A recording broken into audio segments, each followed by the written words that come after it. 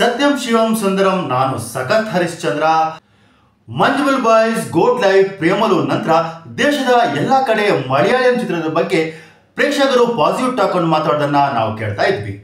ಇದರ ಬೆನ್ನಿಗೆ super star Mammootty ಅವರ ಟರ್ಬೋ ಚಿತ್ರ ರಿಲೀಸ್ ಆಗಿದೆ. ಈ ಚಿತ್ರವು ಮಲಯಾಳಂ ಚಿತ್ರರಂಗಕ್ಕೆ ಐಸ್ ಕ್ರೀಮ್ ಮೇಲೆ ಇರುವ ಚೆರಿ ಆಗುತ್ತಾ?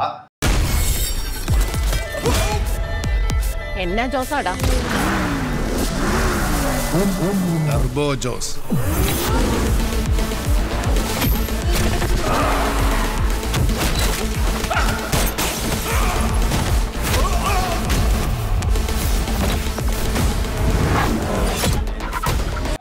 ನನ್ನ ಪ್ರಕಾರ ಇದೊಂದು ಡಬ್ಬಾ ಚಿತ್ರ. ಇಂಥ ಡಬ್ಬಾ ಚಿತ್ರವನ್ನ ಪಳಗಿದ ಸೂಪರ್ ಸ್ಟಾರ್ ಮಮ್ಮೂಟಿ ಅವರು ಪ್ರೊಡ್ಯೂಸ್ ಮಾಡಿರುವುದು ತುಂಬಾನೇ ಆಶ್ಚರ್ಯ. ಈ ಚಿತ್ರವನ್ನ ಪ್ರೊಡ್ಯೂಸ್ ಮಾಡೋ ಮೊದಲು ಸೂಪರ್ ಸ್ಟಾರ್ ಮಮ್ಮೂಟಿ ಅವರು ಮಗ ದುಲ್ಕರ್ ಸಲ್ಮಾನ್ ನ ಒಪಿನಿಯನ್ ತಗೊಳ್ಬೇಕಾಗಿತ್ತು. ಮಗನೇ, ನಾನು ಚಿತ್ರ ಪ್ರೊಡ್ಯೂಸ್ ಮಾಡ್ತೀನಿ, ಹೇಗಿದೆ ಇದರ ಕತೆ ಹೇಗಿದೆ ಅಂತ ಕೇಳ್ತಾ ಇದ್ರೆ ದುಲ್ಕರ್ ಸಲ್ಮಾನ್ ಅವರು ಈ ಕಥೆನ ಖಂಡಿತವಾಗ್ಲೂ ರಿಜೆಕ್ಟ್ ಮಾಡ್ತಾ ಇದ್ರು. ಇಂಥ ಒಂದು ಕೆಟ್ಟ ಸಿನಿಮಾನ ನಿರ್ಮಿಸುವುದರಿಂದ ಮಮ್ಮೂಟಿ ಅವರು ಬಚಾವ್ ಆಗ್ತಾ ಇದ್ರು. 73 ವರ್ಷದ ಮಮ್ಮೂಟಿ ಅವರು ತನ್ನಂತಾನು ಈಗಲೂ ಕೂಡ 30 ವರ್ಷದ ಯುವಕನಂತೆ 10 ರೌಡಿಗಳನ್ನು ಸದೆಬಡಿಯುವಂತ ಪಾತ್ರದಲ್ಲಿ ನೋಡಲು ಇಚ್ಛಿಸುತ್ತಿರುವುದು ಹಾಸ್ಯಾಸ್ಪದ. ಇದು ಕೇವಲ ಮಮ್ಮೂಟಿ ಮಾತ್ರ ಅಲ್ಲ, ಬಾಲಿವುಡ್ ನ ಅಕ್ಷಯ್ ಕುಮಾರ್ ಆಗಲಿ, ಸ್ಯಾಂಡಲ್ವುಡ್ ನ ಸುದೀಪ್ ಆಗಿರ್ಲಿ, ಟಾಲಿವುಡ್ ನ ಚಿರಂಜೀವಿ ಆಗಿರ್ಲಿ, ಎಲ್ಲಾ ಸ್ಟಾರ್ಗಳಿಗೂ ತಮ್ಮನ್ನು ತಾವು ಆಂಗ್ರಿ ಮ್ಯಾನ್ ಲುಕ್ ನಲ್ಲಿ ಪ್ರೇಕ್ಷಕರ ಮುಂದೆ ಪ್ರೆಸೆಂಟ್ ಮಾಡುವ ಹುಚ್ಚು ಇನ್ನೂ ಇಳಿದಿಲ್ಲ.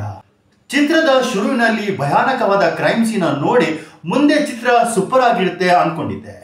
ಆದ್ರೆ ಹೀರೋ ಮಮ್ಮೂಟಿಯ ಎಂಟ್ರಿ ಸೀನ್ ನೋಡಿ ನನ್ನ ಎಕ್ಸೈಟ್ಮೆಂಟ್ಗೆ ತಣ್ಣೀರೇರಿಸಿದಂತಾಯ್ತು. ವಿಲನ್ ಕಡೆಯವರು ಹೀರೋ ಕಡೆಯವರನ್ನ ಹೊಡೆಯುವ ಸೀನು.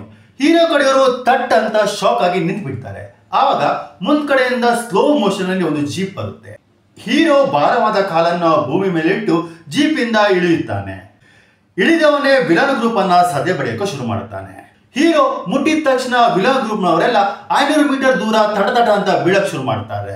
ಮುಗೀತು ಸಿನಿಮಾದ ಕತೆ. ಇನ್ನು ಈ ಸಿನಿಮಾದಲ್ಲಿ 2.5 ತಾಸು ವೇಸ್ಟ್ ಮಾಡೋದ್ರಲ್ಲಿ ಅರ್ಥನೇ ಇಲ್ಲ ಅನ್ಕೊಂಡೆ. ಆದ್ರೂ ಕನ್ನಡದವರಾದ ರಾಜ್ಬೀರ್ ಶೆಟ್ಟಿಯನ್ನ ಮಲಯಾಳ ಚಿತ್ರರಂಗ ಹೇಗೆ ಬಳಸ್ಕೊಂಡಿದೆ ಅಂತೇಳಿ ನೋಡೋಣ ಅಂತ ಹೇಳಿ ವೇಟ್ ಮಾಡಿದೆ. ರಾಜ್ಬೀರ್ ಶೆಟ್ಟಿ ಅವರು ಈ ಸಿನಿಮಾದಲ್ಲಿ ಪ್ರಮುಖವಾದ ವಿಲನ್. ನೋಡ್ತಿದ್ದಂತೆ ರಾಜ್ಬೀರ್ ಶೆಟ್ಟಿ ಅವರ ಎಂಟ್ರಿ ಏರೋಪ್ಲೇನ್ ನಲ್ಲಿ ಆಗೇ ಬಿಡ್ತು. ವಿಲನ್ ಏರೋಪ್ಲೇನ್ ಇಂದ ಇಳಿಯುವ ಸೀನು. ತನ್ನ ಭಾರವಾದ ಕಾಲನ್ನು ಏರೋಪ್ಲೇನ್ ಇಂದ ಭೂಮಿಯಲ್ಲಿ ಇಟ್ಟು ವಿಲನ್ ನ ಸ್ಕ್ರೀನ್ ಮೇಲೆ ಪ್ರೆಸೆಂಟ್ ಆಗುತ್ತೆ. ಕನ್ನಡದ ಒಬ್ಬ ನಟನಿಗೆ ಏನ್ ಗ್ರ್ಯಾಂಡ್ ಎಂಟ್ರಿ ಕೊಟ್ಟಿದ್ದಾರೆ ಅನ್ಕೋಬಹುದು. ಆದ್ರೆ ಇದರಲ್ಲಿ ಹೊಸತನವೇನಿದೆ? ಇಂಥ ಹೀರೋಗಳ ಎಂಟ್ರಿ, ವಿಲನ್ಗಳ ಎಂಟ್ರಿ ಎಷ್ಟೊಂದು ಸಿನಿಮಾದಲ್ಲಿ ನೋಡಿಲ್ಲ.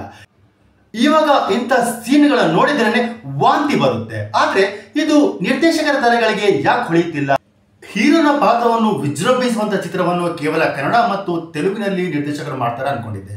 ಆದ್ರೆ ಮಲಯಾಳಂ ಚಿತ್ರರಂಗದಲ್ಲೂ ಕೂಡ ಇಂತಹ ನಿರ್ದೇಶಕರುಗಳು ಇದ್ದಾರೆ ಅನ್ನೋದನ್ನ ಈ ಚಿತ್ರದಿಂದ ಗೊತ್ತಾಯಿತು. ರಾಜ್ಬೀರ್ ಶೆಟ್ಟಿ ಅವರು ಇದರಲ್ಲೂ ಕ್ರೂರಿ ಆದ ವಿಲನ್. ಆದ್ರೆ ಇವರ ಅಭಿನಯದಲ್ಲಿ ವಾವ್ ಅನ್ನುವಂತ ಫ್ಯಾಕ್ಟರ್ ಏನೂ ಇಲ್ಲ. ಗರುಡ ಗಮನ ವೃಷಭ ವಾಹನದಲ್ಲಿ ವಿಚಿತ್ರವಾಗಿ ಕ್ರೂರಿಯಾಗಿ ಕಂಡಂತ ರಾಜ್ಬೀರ್ ಶೆಟ್ಟಿ ಅವರು ಇಲ್ಲಿ ಸಾಧಾರಣವಾಗಿ ಅಭಿನಯಿಸಿದ್ದಾರೆ. ನಿರ್ದೇಶಕ ಸರಿ ಇಲ್ಲ ಅಂತ ಅಂತಂದ್ರೆ ಎಂಥ ಪಳಗಿದ ನಟರು ಕೂಡ ಸಾಧಾರಣವಾಗಿ ಅಭಿನಯಿಸ್ತಾರೆ ಅನ್ನೋದಕ್ಕೆ ಈ ಚಿತ್ರ ಉದಾಹರಣೆ. ನಾನು ಈ ಚಿತ್ರಕ್ಕೆ 0 ಮಾರ್ಕ್ ಕೊಡ್ತೇನೆ. ಯಾಕೆಂದ್ರೆ ಮಮ್ಮೂಟಿ ಅಂತ ಪಳಗಿದ ಸೂಪರ್ ಸ್ಟಾರ್ ಅವರು ಇಂತಹ ಚಿತ್ರವನ್ನು ನಿರ್ಮಿಸಿ ನಟಿಸ್ತಾರೆ ಅಂತ ಹೇಳಿದ್ರೆ ಈ ಚಿತ್ರವನ್ನು ರೆಕಮೆಂಡ್ ಮಾಡೋದ್ರಲ್ಲಿ ಅರ್ಥನೇ ಇಲ್ಲ.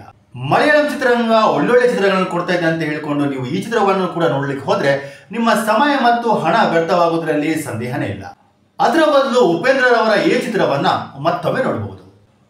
ಟರ್ಬೋದ ಅರ್ಥ ಏನು ಅಂತ ನಂಗೆ ಗೊತ್ತಿರಲಿಲ್ಲ. ನಾನು ಗೂಗಲ್ ಮಾಡಿ ನೋಡಿದಾಗ ಫಾಸ್ಟ್ ಅಂಡ್ ಪವರ್ಫುಲ್ ಅಂತ ಇತ್ತು. ಈ ಚಿತ್ರದಲ್ಲಿ ಏನ್ ಫಾಸ್ಟ್ ಏನ್ ಪವರ್ಫುಲ್ ಇದೆಯೋ ನಂಗಂತೂ ಗೊತ್ತಾಗಿಲ್ಲ.